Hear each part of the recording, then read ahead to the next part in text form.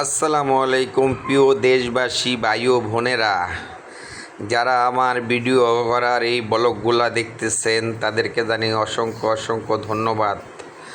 আর এই জায়গাটা হলো মতলব ব্রিজ, মতলব দক্ষিণ মতলব ব্রিজ।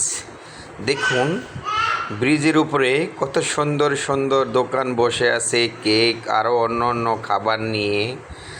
আপনারাও যদি কেউ রাতের দৃশ্য দেখার জন্য দেখতে যেতে চান তাহলে মতলব ব্রিজ দেখে আসতে পারেন। এখানে ভালো ভালো অনেক খাবারের দোকান বসে থাকে অথবা বসে আছে। যারা ঘুরতে যেতে চান সন্ধ্যার পরে মতলব ব্রিজ ঘুরে আসেন। এখানে অনেক সৌন্দর্য দেখার মতো অনেক কিছু আছে।